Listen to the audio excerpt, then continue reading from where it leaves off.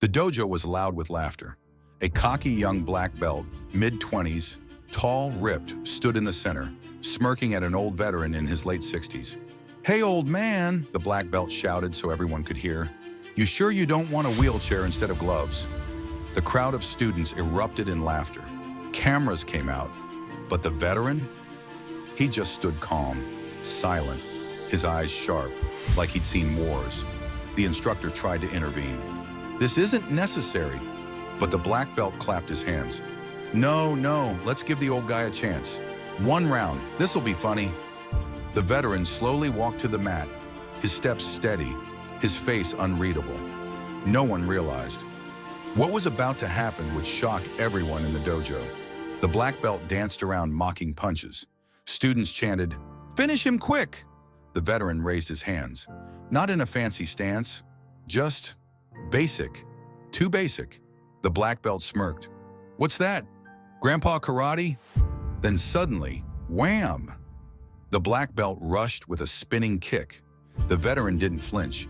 He shifted slightly, just inches, and the kick missed completely.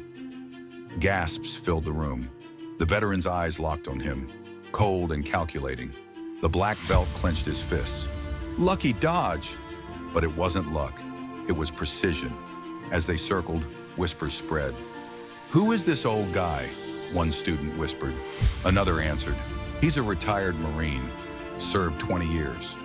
No way, he looks too calm. He fought in real combat, Iraq, Afghanistan, Special Forces." The black belt didn't care. "This is a dojo, not a battlefield. Age beats speed every time," he sneered.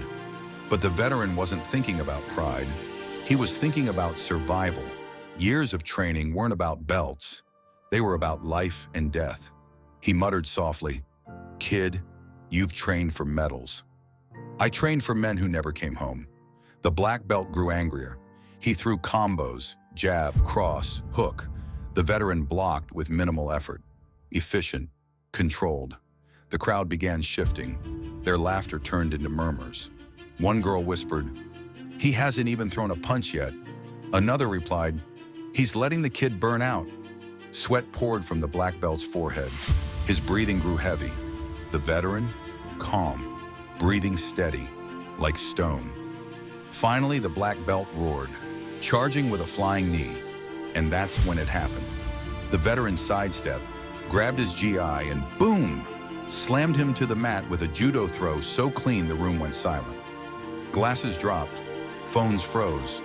The black belt lay stunned, gasping for air. The veteran stepped back. "Enough?" he asked, his voice deep and calm. But pride wouldn't let the black belt stop. He scrambled up, screaming, "You just got lucky!" He charged again, wild punches flying. This time the veteran struck, not with rage, with precision. A single palm strike to the chest, controlled, calculated. The black belt stumbled back, air gone from his lungs, crashing to the mat, unable to stand. The dojo was silent. Even the instructor's mouth hung open. The veteran helped the young man up, his voice calm but stern. "Belts don't make fighters. Experience does. Humility does. Respect does. Remember that." The black belt's face burned red, but his arrogance shattered. He bowed, slowly, finally understanding. The students clapped, not for the veteran's victory, but for the lesson they all witnessed. The camera phones? They captured more than a fight. They captured respect earned the hard way. The old veteran walked away, silent, strong. And that night, the dojo never forgot. Never underestimate quiet warriors. They carry battles you'll never see.